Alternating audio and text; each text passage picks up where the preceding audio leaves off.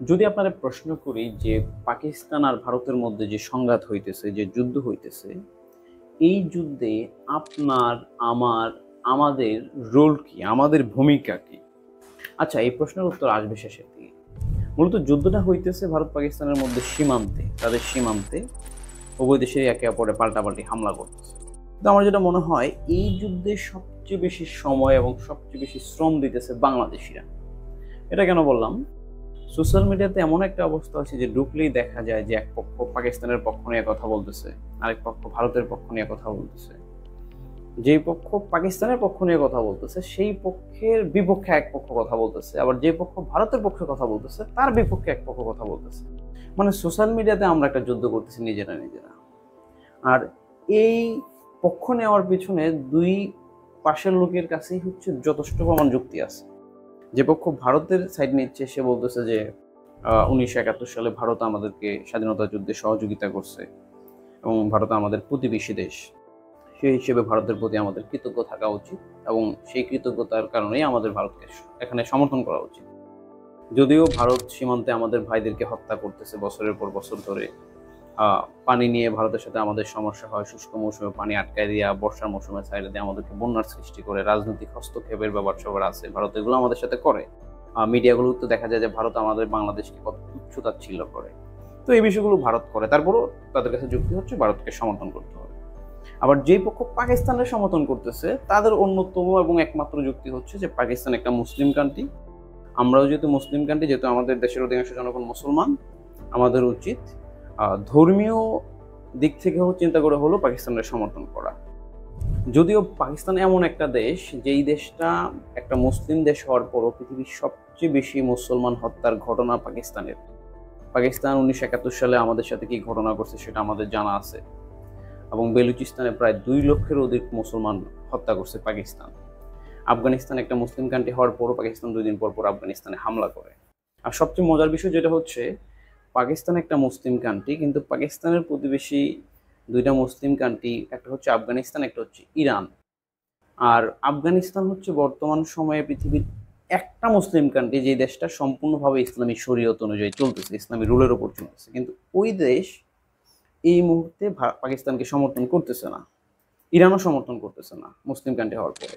তো যাই হোক, এই হচ্ছে পাকিস্তানের অবস্থা। তারপরেও তাদের কাছে যুক্তি হচ্ছে পাকিস্তান মুসলিম কান্ট্রি, আমাদের উচিত তাদেরকে সমর্থন করা, তাদের পাশে থাকা। এই দুইটা গেল। আচ্ছা, এতক্ষণ তো বললাম যে পাকিস্তান এবং ভারতের বাহিরের মানুষের কথা। এখন চাই যে পাকিস্তান এবং ভারতের ভিতরে।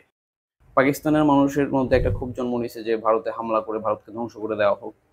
আবার ভারতের মানুষের মধ্যে ক্ষোভ জন্ম নিয়েছে যে পাকিস্তানে হামলা করে পাকিস্তানকে ধ্বংস করে দেওয়া হোক। আর আমরা যদি দেখি যে এই দুই দেশে যে হামলা পাল্টা হামলা করতেছে, মারা কিন্তু যাচ্ছে সাধারণ মানুষ। পাকিস্তানে যে হামলা হয়েছে ওইখানেও সাধারণ মানুষ মারা গেছে, ভারত যে হামলা হয়েছে ওইখানেও সাধারণ মানুষ মারা গেছে। কোনো সামরিক বাহিনীর সদস্য মারা যায় নাই, কোনো রাজনীতিবিদও মারা যায় নাই, সাধারণ মানুষ মারা গেছে। কিন্তু এখন যদি প্রশ্ন করি যে এই যুদ্ধগুলো কি সাধারণ মানুষের স্বার্থে বা সাধারণ মানুষের জন্য, তাইলে একজনের কোট করতে হয়।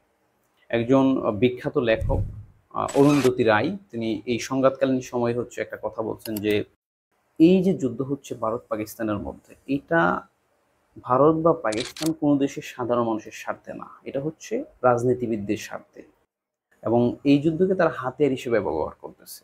ভারত এবং পাকিস্তানের মধ্যে, দুই দেশের মধ্যে অনেক ধরনের সমস্যা আছে। দারিদ্রতার বিমোচন করা যাচ্ছে না অর্থনৈতিক সমস্যার কারণে, রাজনৈতিকভাবে দুর্নীতি অনেক ঘটনা ঘটতেছে, অনেক সমস্যা যেগুলো সমাধান করতে পারতেছে না, কিন্তু এই যুদ্ধের মাধ্যমে মানুষের মনোজগৎকে অন্যদিকে ডাইভার্ট করে ফেলছে দুই দেশই। যেহেতু অরুন্ধতী রায় ভারতে, সে বেসিক্যালি ভারতের সরকারকেই বেশিটা ইন্ডিকেট করছে যে তারা যুদ্ধটাকে ব্যবহার করে মানুষের মনোজগৎকে অন্যদিকে ডাইভার্ট করে ফেলছে। এটা হচ্ছে তার যুক্তি। তো সেই জায়গা থেকে আসলেই আমরা যদি ভারতের দিকে তাকাই, ভারতের নরেন্দ্র মোদীর সরকার ক্ষমতায় আছে বিজেপি, তারা ভারতের অনেক সমস্যা চলতেছিল, ওয়াকফ বিল নিয়ে একটা ভারতের সমস্যা চলতেছিল, ওই বিষয়টারে ঢাকছে। এছাড়াও বিরোধী দলীয় নেতা যারা ছিল তাদের বিপক্ষে ছিল, তাদেরকে এখন পাশে পাইছে এই সমস্যাটার কেন্দ্র করে। অনেক সমস্যা তারা এখন ঢেকে দিছে এই যুদ্ধের মাধ্যমে। আবার পাকিস্তানের যে মুসলিম লীগ ক্ষমতায় আছে শাহবাজ শরীফে, পাকিস্তানে কিছুদিন পর পর আন্দোলন হচ্ছিল, পাকিস্তানের একজন বড় নেতা ইমরান খানের জেলে রাখছে, এবং অনেক অর্থনৈতিক সমস্যা আছে, বেকারত্বের সমস্যা আছে। এই সমস্যাগুলো ঢাকার জন্য পাকিস্তানও যুদ্ধে জড়াইছে, যদিও তাদের জড়াইতে হয়েছে বাধ্য হয়ে। সেই জায়গা থেকে এই যুদ্ধটা যে হচ্ছে, যুদ্ধে কিন্তু কোনোভাবেই সাধারণ মানুষ লাভবান না, বরঞ্চ লাভবান হচ্ছে রাজনীতিবিদরা। কিন্তু আমরা সাধারণ মানুষের বেশি নাচানাচি করি যে ধ্বংস করতে, কিন্তু মারা যাচ্ছে সাধারণ মানুষ। আর যদি ধর্মের কথা বলি, কোনো ধর্মেই বলে না যে কোনো নিরীহ সাধারণ মানুষকে হত্যা করা যাবে, কোনো ধর্মেই বলে না। আর সেই জায়গা থেকে পাকিস্তান এবং ভারতে যে ঘটনা ঘটছে, সেই জায়গাতে আমাদের সম্পৃক্ততা তো প্রশ্নই আসে না, কারণ দুই দেশের সাথেই আমাদের যথেষ্ট পরিমাণ গ্যাপ আছে। আমরা বরঞ্চ এখানে মিডিয়েটর হিসেবে এখানে সমাধানের কোনো সুযোগ থাকলে সেটা নিয়ে কথা বলতে পারি। কিন্তু আমরা বাংলাদেশিরা কেউ হচ্ছে স্রোতে গা ভাসাইতে গিয়া, কেউ আবেগে গা ভাসাইতে গিয়া, মানে সারাদিন ফেসবুকে লেখালেখি, নিজের সময় নষ্ট, শ্রম দিচ্ছে, কিন্তু কেন করতেছি আমরা নিজেরাও জানি না।